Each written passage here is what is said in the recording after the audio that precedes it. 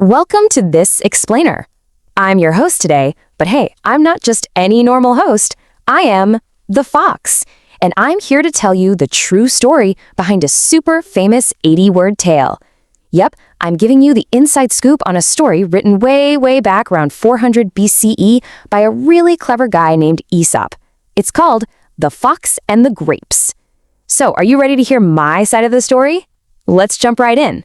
Have you ever wanted something you just couldn't reach? You know, like trying to grab a special toy or maybe a super yummy snack from a really high shelf? You stretch, you reach, you stand on your tippy toes, and your fingers just barely brush the edge of it. Well, my friends, that is exactly what happened to me on one very unforgettable afternoon out in the forest. Let me paint the picture for you. It all started on this beautiful day when I was incredibly, absolutely, just insanely hungry. I'm talking about a totally empty tummy here. Rumble, rumble. Seriously, my stomach was making the absolute loudest rumbling sounds you can possibly imagine. Every single step I took through the trees, it would just roar. I needed a snack, and I needed it right then and there. Have you ever been that hungry, where your tummy feels like a loud, grumpy monster? Yeah, well, that was me. Section 1, Finding the Perfect Snack. And oh boy, did I find it. I looked up and what did I see? These incredibly fine bunches of grapes. And not just any grapes. They were hanging from this beautiful, thick green vine. But well, here was the tricky part.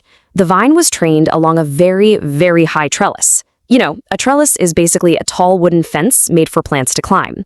And these beautiful grapes were right at the very top. I tell you, my mouth was practically watering. Section 2, time to jump. Even though I was starving, I knew I had to focus if I wanted that delicious snack. So I came up with a plan. Step 1, look way up at the tall trellis and pick out the absolute best bunch. Step 2, bend my furry fox knees down deep, getting ready to spring like a coil. And step 3, jump high into the air. It sounds like a perfect, foolproof plan, right? I was so sure I'd be eating those grapes in no time at all. And so I did it. Jump. I gave it my absolute best, leaping just as high as I possibly could into the air. I pushed off the ground with my strong back legs, reached up with my paws and snapped my jaws, just trying to catch those sweet grapes. I mean, I was practically flying. But then I missed, so I had to jump again. And then again. Honestly, it felt like I jumped 100 times. And with every single leap into the air, my tummy just felt hungrier and hungrier. My poor little legs grew weaker and weaker. I was panting, I was exhausted, and man, I was getting more and more frustrated. I was working so incredibly hard, trying my absolute best, but those grapes just wouldn't budge. Sadly, as Mr. Aesop wrote in his story, it was all in vain. Now, all in vain is just a fancy way of saying that my hard work didn't work out at all. It was a giant waste of whatever energy I had left. No matter how high I jumped, those yummy, juicy grapes were just barely out of reach. I missed them every single time. Section 3, Giving up, but looking good. So what did I do? First, instead of crying about it, I simply gave up trying. Yep, no more jumping. Second, I turned and walked away. But third, and honestly, this is the most important part, I acted with an air of dignity and unconcern. What does that mean exactly?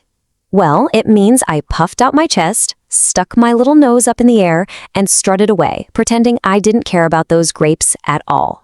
As I was walking away, really trying to look super cool and totally unbothered, I turned back around and said, I thought those grapes were ripe, but I see now they are quite sour.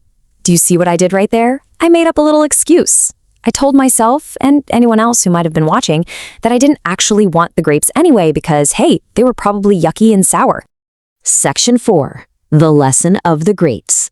Okay, let's look at what was true versus what I said. The absolute truth was that the grapes were just way too high for a hungry fox. I couldn't jump high enough, and I failed.